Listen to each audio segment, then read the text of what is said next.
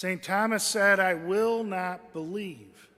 He said he will not believe in the resurrection unless he had hard and fast evidence from our Lord Jesus. He will not believe. And we think about it, there's a lot of people in this world who do not believe in the resurrection of our Lord Jesus. We have all sorts of evidence of that. First is, of course, St. Thomas in the gospel passage, so we have scriptural evidence of that. We have evidence right here in the pews. If we look around at the empty pews, I would say if every Catholic in Channahon believed in the resurrection with all their heart and mind, there wouldn't be an empty seat here in the church. Now, would there? Would be completely full every Sunday, but we're not. Even Mother Teresa had doubts. Mother Teresa, St. Teresa of Calcutta, even had doubts. She wrote this in her private letters. Her private letters were published in a book called Come Be My Light, the Private Writings of the Saint of Calcutta. And this is something she wrote in one of her letters. "Where's my faith? Even deep down, right in, there's nothing but emptiness and darkness. My God, how painful is this unknown pain. It pains without ceasing. I have no faith. I dare not utter the words and thoughts that crowd in my heart and make me suffer untold agony. So many unanswered questions live within me. I am afraid to uncover them because of the blasphemy.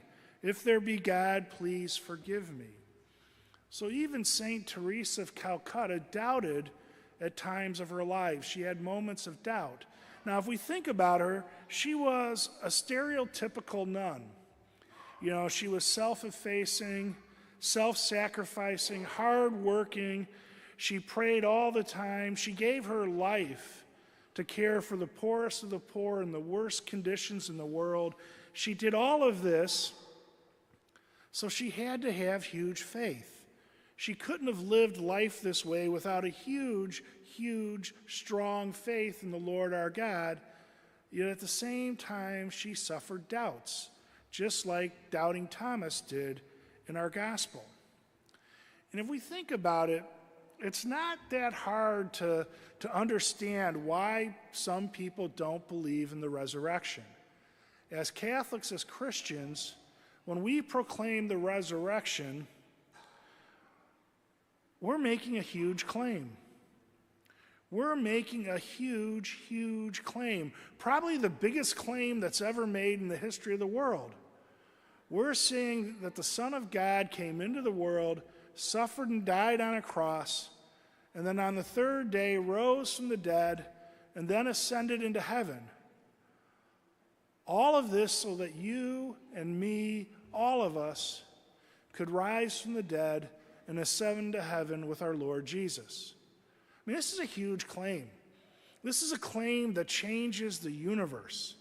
It's not just a claim about me rising from the dead and going to heaven, or you rising from the dead and going to heaven. It's a claim for all of us. It's a claim that impacts the universe, that the universe is changed because the Son of God came into the universe and was born of Mary and rose on the third day. It's a huge claim, and some people don't believe it. They want evidence. They want proof, kind of like St. Thomas wanted proof in our gospel passage. This is what an Irish Dominican priest, his name's Father Donag O'Shea, wrote. He wrote this: "A faith that restricts itself to what is evident to the senses and reason is faith in reason, not faith in God or in our Lord Jesus. Religious faith is not a balance of evidence, but an opening of the mind and heart." An opening of the mind and heart. That's what religious faith is. Not something that's based on reason and evidence. It's an opening of our minds and our hearts and our souls to God's love and mercy. The easiest way to begin to doubt the Lord our God is to stop practicing the faith.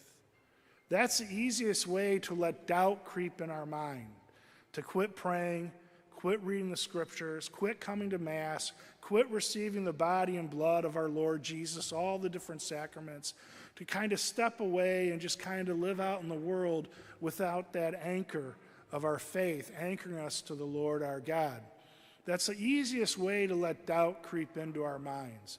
And the easiest way for the devil to work on that doubt, to try to draw us away from the Lord our God to the things of the world. So how do we stop that? How do we get rid of doubt? How do we turn back to the Lord our God? I think one of the things we need to do, maybe the most important thing we need to do, is to focus on the divine mercy of our Lord and God.